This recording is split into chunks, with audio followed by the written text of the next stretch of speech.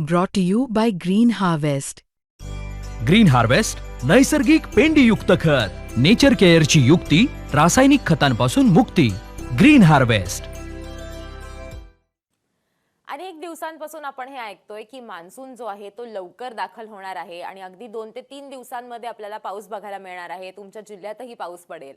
पण खरंच मान्सूनला महाराष्ट्रात दाखल होण्यासाठी किती दिवस उरलेले आहेत, तो कधी दाखल होणार आहे आणि कशा पद्धतीने मान्सूनची वाटचाल आहे ते आपण या व्हिडिओतनं समजून घेणार आहोत. नमस्कार, मी देवयानी आणि तुम्ही बघताय मुंबई तक. आता सर्वात पहिले आपण हे समजून घेऊयात की ज्या बंगालच्या उपसागरामध्ये आपण एक कमी दाबाचं क्षेत्र तयार झाल्याचं बघितलेलं होतं, त्या कमी दाबाच्या क्षेत्राचं नेमकं आता काय झालेलं आहे आणि त्याचबरोबर मान्सूनची वाटचाल कशी आहे. सो काही दिवसांपूर्वी तुम्हाला आठवत असेल तर अगदी या भागात आपल्याला एक कमी दाबाचं क्षेत्र बघायला मिळत होतं आणि त्याची वाटचाल जी आहे ती आता दक्षिणेकडे झालेली आहे. म्हणजे आपल्याला हे माहिती आहे की अंदमान निकोबार या आयलंड्समध्ये साऊथ वेस्ट मॉन्सून, नैऋत्य मॉन्सून ज्याला म्हणतात, तो दाखल झालेला आहे आणि आता त्याला पुढे सरकण्यासाठी एक अनुकूल परिस्थिती जी आहे ती निर्माण झालेली आहे. तर ती कशामुळे झालेली आहे, तर इथलं आपल्याला जे कमी दाबाचं क्षेत्र जे नंतर एका डिप्रेशनमध्ये कन्वर्ट झालेलं होतं, ज्याची तीव्रता नंतर वाढलेली होती, त्याची दिशा जी आहे ती आता दक्षिणेकडे गेलेली आहे आणि त्याच्याच मदतीनं काय होतंय तर साऊथ वेस्ट मॉन्सून जो आहे तो आता हळूहळू केरळच्या दिशेनं त्याला मूव्ह होण्यासाठी, पुढे सरकण्यासाठी त्याला आता मदत झालेली आहे. त्याच वेळेला अरबी समुद्रात आपण जर बघितलं तर इथे सुद्धा एक कमी दाबाचं क्षेत्र जे आहे ते तयार झालेलं आहे आणि त्यामुळेच हा मान्सून जो आहे तो लवकर दाखल होईल असा अंदाज हवामान खात्याकडनं वर्तवण्यात येतोय. म्हणजे काय होणार आहे तर आता बंगालच्या उपसागरातनं आपण जर बघितलं तर अंदमान निकोबारवरनं हा मान्सून जो आहे तो हळूहळू सरकत केरळमध्ये 26 मेला दाखल होईल असा अंदाज हवामान खात्याकडनं वर्तवण्यात आलेला आहे. त्याच्यामध्ये अर्थातच +4 आणि -4 असं असतं की 4 दिवस पुढे किंवा 4 दिवस मागे हा मान्सून जो आहे तो दाखल होऊ शकतो. पण आता तरी 26 मेला मान्सून हा केरळमध्ये दाखल होईल असं म्हटलं जात आहे. आता महाराष्ट्रासाठीचा काय अंदाज वर्तवण्यात आलेला आहे, अरबी समुद्रात काय सुरू आहे त्याकडे आपण येऊयात. पण महाराष्ट्राचा अंदाज जर सुरुवातीला बघायचा झाला तर महाराष्ट्रामध्ये हाच मान्सून केरळमध्ये दाखल झाल्यानंतर 1, 2 किंवा 3 जून या दरम्यान महाराष्ट्रामध्ये मान्सून दाखल होईल असा अंदाज हवामान खात्याकडनं वर्तवण्यात आलेला आहे. म्हणजे अगदीच आपल्याला 10 दिवसातच पाऊस जो आहे तो महाराष्ट्रात आल्याचा बघायला आपल्याला मिळू शकतं. म्हणजे काय तर कोकण पट्टा जो आहे, मुंबईचा पट्टा जो आहे, या भागात आपल्याला मुसळधार पाऊस बघायला मिळू शकतो 1, 2 आणि 3 जून या तारखांना. त्याचबरोबर आपण जर बघितलं तर दक्षिणेत सुद्धा आपल्याला मोठ्या प्रमाणात केरळमध्ये ज्यावेळेला मान्सून दाखल होतो त्यानंतर संपूर्ण दक्षिण भागात आपल्याला मोठ्या प्रमाणात मुसळधार अतिशय तीव्र अशा पद्धतीचा पाऊस आपल्याला दरवेळेला मान्सून दाखल झाल्यानंतर बघायला मिळतो आणि ती तारीख असणार आहे 26 मे आणि नंतर महाराष्ट्राची तारीख बघायची झाली तर 1, 2 आणि 3 जून असा अंदाज सध्या तरी वर्तवण्यात आलेला आहे. आता याच्यामध्ये आणखीन एक गोष्ट समजून घ्यायला हवी, ती अशी असते की ज्या वेळेला हा मान्सून केरळमध्ये दाखल होतो त्यानंतर तो लगेचच महाराष्ट्राकडे त्याची वाटचाल होते का, तर असं नाहीये. त्यावेळेला काय परिस्थिती आहे, त्यावेळेला कमी दाबाचं क्षेत्र किती ऍक्टिव्ह आहे, त्याची तीव्रता किती आहे, वारं जे आहे ते कुठल्या दिशेनं वाहतंय याच्यावरती सुद्धा अनेकदा मान्सूनची पुढची वाटचाल जी आहे ती ठरत असते आणि त्यामुळेच सध्याचा अंदाज जरी 1, 2, 3 जूनला मान्सून हा महाराष्ट्रात दाखल होईल असा असला तर याच्यामध्ये पुढे मागे ते होऊ शकतं असं सुद्धा हवामान खात्याकडनं सांगण्यात आलेलं आहे. आता अरबी समुद्रात बघायचं झालं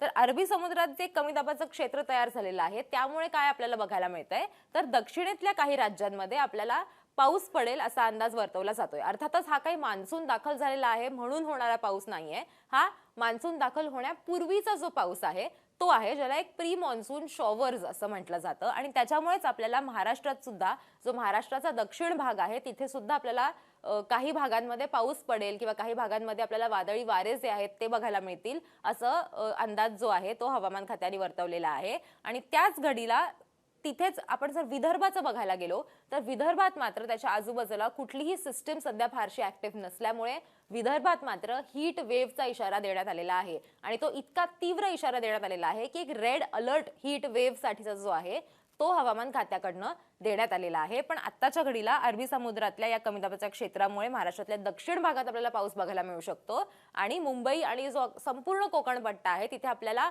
ढगाळ वातावरण जे आहे ते तयार झाल्याचं आपल्याला बघायला दिसू शकतं किंवा आपण अनुभवू शकतो. त्याचबरोबर पश्चिम महाराष्ट्रात सुद्धा तुम्हाला ढगाळ वातावरण बघायला मिळू शकतं आणि त्याचबरोबर विदर्भात मात्र आपल्याला रेड अलर्ट हीट वेव्ह साठीचा रेड अलर्ट जो आहे तो हवामान खात्याकडनं देण्यात आलेला आहे. आता आपण समजून घेऊयात की कुठे कशा पद्धतीनं आणि किती पाऊस पडण्याची शक्यता वर्तवली जाते पुढच्या 4 आठवड्यांसाठी. आता इथे 2 मॅप्स आहेत आणि याचे अर्थ काय आहेत आणि या रंगांचा अर्थ काय आहे ते सुद्धा आपण समजून घेणार आहोत. आता 21 मे ते 28 मे या आठवड्याचा काय अंदाज देण्यात आलेला आहे, तर इथे आपण जे रंग बघतोय ते आधी मी तुम्हाला समजवते आणि मग आपण त्याचे अर्थ समजून घेऊया.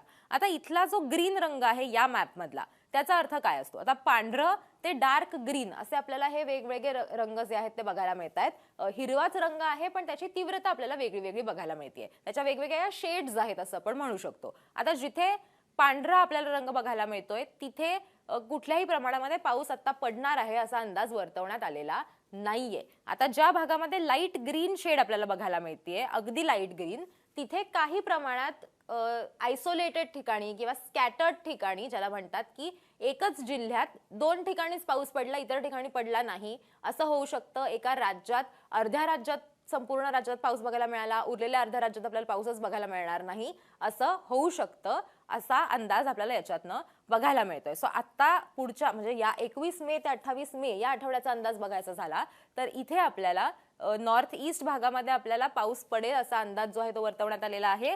त्याचबरोबर जे अरबी समुद्रात मी म्हटलं की एक कमी दाबाचं क्षेत्र तयार झालेलं आहे त्याच्यामुळे आपल्याला इथे डार्क ग्रीन रंग जो आहे तो त्यांच्याकडनं देण्यात आलेला आहे. म्हणजे इथे पाऊस, मुसळधार पाऊस पडण्याची शक्यता आहे किंवा तशा प्रकारे हा जो भाग आहे भारताचा इथे आपल्याला पाऊस पडू शकतो असा अंदाज हवामान खात्याने दिलेला आहे. आता निळ्या रंगाचा अर्थ काय असतो तेही आपण समजून घेऊयात. आता हिरव्या रंगाचा अर्थ असा असतो की इथे किती पाऊस पडणार आहे, किती तीव्रतेने पाऊस पडणार आहे आणि निळ्या रंगाचा अर्थ असा असतो की तो पाऊस हा सरासरीपेक्षा किती जास्त किंवा कमी आहे. आता इथे आपण जर पांढरा रंग बघितला तर या भागामध्ये पाऊस जरी पडला तरी तो तिथे जितका सरासरी पाऊस असतो तितकाच पाऊस पडेल असा त्याचा अर्थ असतो. आणि जसं जसं हा निळा रंग जास्त गडद होत जातो, म्हणजे आपण इथे बघितलं तर लॅव्हेंडर आहे, मग आणखीन पर्पल आहे, मग डार्क पर्पल आहे आणि सगळ्यात डीप ब्लू ज्याला म्हणतात तो इथे रंग आहे. म्हणजे काय तर इथे सरासरीपेक्षा ऑन एन ॲव्हरेज जितका पाऊस पडतो त्याच्यापेक्षा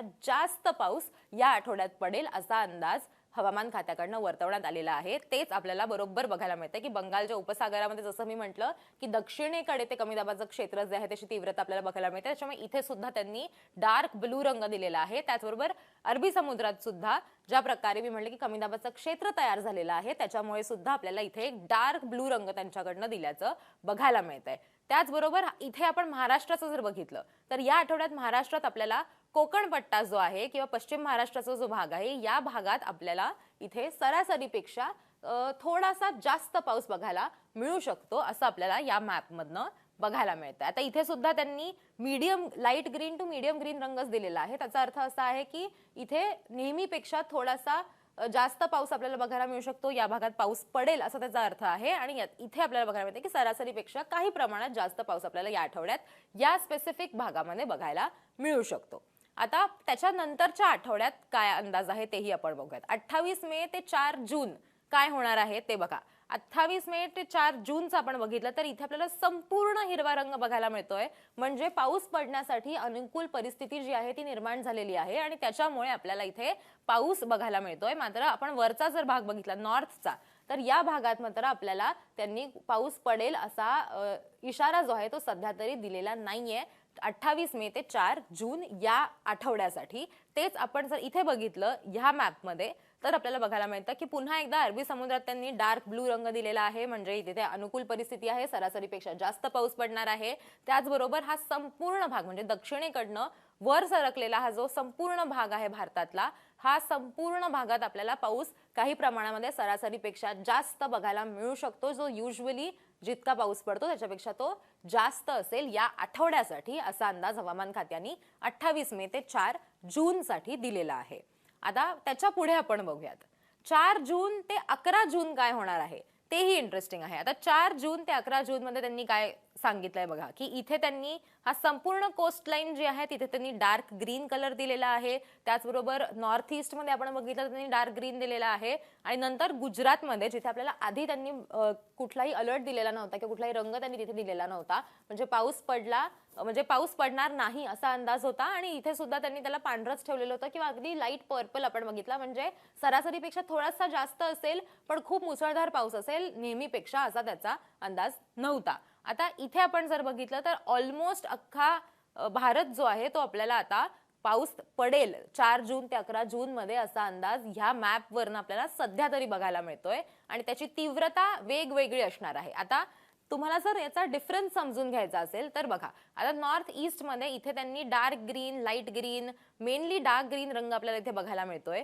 पण तेच तुम्ही जर बघितलं तर या भागामध्ये त्यांनी ऑरेंज रंग दिलेला आहे. आता तुम्ही म्हणाल की इथे डार्क ग्रीन आहे, इथे मात्र ऑरेंज त्यांनी रंग दिलाय, असं कसं? जर इथे पाऊस पडतोय तर मी इथे सुद्धा पर्पल रंग असणं अपेक्षित होतं, तर तसं नाहीये. या भागामध्ये ज्या 4 जून ते 11 जून या कालावधीत या नॉर्थ ईस्टच्या भागामध्ये साधारण जितका पाऊस पडतो त्याच्यापेक्षा कमी पाऊस पडणार आहे आणि म्हणून आपल्याला इथे ऑरेंज रंग बघायला मिळतोय. त्याचबरोबर बंगालच्या उपसागरामध्ये आणि अरबी समुद्रामध्ये ह्या वेळेला जितका पाऊस असायला दरवेळी पडतो, ऑन एन ॲव्हरेज जितका पाऊस पडतो त्याच्यापेक्षा तो पाऊस कमी असणार आहे, म्हणून इथे त्यांनी येलो आणि ऑरेंज रंग जो आहे तो दिलेला आहे. म्हणजे या कालावधीमध्ये युजली बंगालच्या उपसागरात आणि अरबी समुद्रामध्ये जास्त प्रमाणात पाऊस असतो किंवा तशी परिस्थिती असते आणि म्हणून तिथे आपल्याला डार्क ब्लू रंग जो आहे तो खरं तर त्यांनी देणं अपेक्षित आहे. पण या वेळेला जो पाऊस पडणार आहे तो मात्र कमी तीव्रतेचा असणार आहे सरासरीपेक्षा आणि म्हणून तिथे आपल्याला येलो रंग जो आहे तो त्यांनी दिलेला आहे. इथे मात्र आपल्याला ग्रीन रंग दिलेला आहे कारण पाऊस पडणार आहे, फक्त तो सरासरीपेक्षा कमी असणार आहे, म्हणून आपल्याला हे रंग जे आहेत ते बघायला मिळतात. सो अशा पद्धतीने त्यांनी अंदाज जे आहेत ते वर्तवलेले आहेत. पुढच्या 4 आठवड्यांसाठी पाऊस जो आहे तो पडणार आहे, फक्त तो सरासरीपेक्षा जास्त आहे का कमी आहे हे सांगण्याचा त्यांचा प्रयत्न होता या मॅप्स मधनं. आणखीन एक गोष्ट जी समजून घ्यायला हवी ती अशी आहे की एल निनो इफेक्टमुळे काय होणार आहे, तर एल निनो इफेक्टमुळे पावसाची तीव्रता ही कमी असणार आहे असा अंदाज सध्या वर्तवला जातोय. कारण ज्या वेळेला पॅसिफिक ओशन मध्ये सुपर एल निनो जी आहे तशी परिस्थिती निर्माण व्हायला सुरुवात झालेली आहे असं स्कायमेट वेदर त्याचबरोबर IMD कडनं सुद्धा सांगण्यात आलेलं आहे. आणि ज्या वेळेला एल निनो सक्रिय असतो त्यावेळेला त्याचा खूप मोठ्या प्रमाणात इम्पॅक्ट जो आहे तो आपल्याला भारतावर बघायला मिळतो आणि त्यामुळेच त्यांनी आपल्याला अशा पद्धतीचे अंदाज जे आहेत ते सध्या बघायला मिळत आहेत. अर्थातच सध्या आपण 4 आठवड्यांचा अंदाज बघितलेला आहे. जुलैमध्ये काय असेल किंवा जूनच्याही पुढच्या येणाऱ्या दिवसांमध्ये कसा अंदाज असेल तो ऑफकोर्स तो अपडेट होत राहील आणि तो अपडेटेड अंदाज घेऊन आम्ही तुमच्यापर्यंत येत राहू. पण आता तरी पुढच्या 4 आठवड्यांचा आपण जर अंदाज बघितला तर तो अशा पद्धतीचा आहे की पाऊस पडेल, फक्त त्याची तीव्रता ही कमी किंवा जास्त असेल सरासरीपेक्षा आणि त्याच्यामुळे हे मॅप्स तुम्हाला समजावून सांगायचा आमचा प्रयत्न होता. तुम्हाला हा व्हिडिओ कसा वाटलाय ते आम्हाला कमेंट करून नक्की सांगा. आणि असेच व्हिडिओज कॉन्सेप्ट्स जर तुम्हाला समजून घ्यायचे असतील, हे एक्सप्लेनेशन्स तुम्हाला हवे असतील तेही आम्हाला कमेंट करून सांगा. तुम्हाला जर एखादा कॉन्सेप्ट स्पेसिफिकली समजून घ्यायचा आहे तर तेही तुम्ही आम्हाला सांगू शकता. आणि अर्थातच तुमच्या जिल्ह्यात सध्या काय परिस्थिती आहे, हीट वेव्ह तुमच्या इथे त्याचा इशारा देण्यात आलेला आहे का आणि किती तापमान तुमच्याकडे आता सध्या झालेलं आहे तेही तुम्ही आम्हाला कमेंट करून सांगू शकता. हा व्हिडिओ बघितल्याबद्दल धन्यवाद.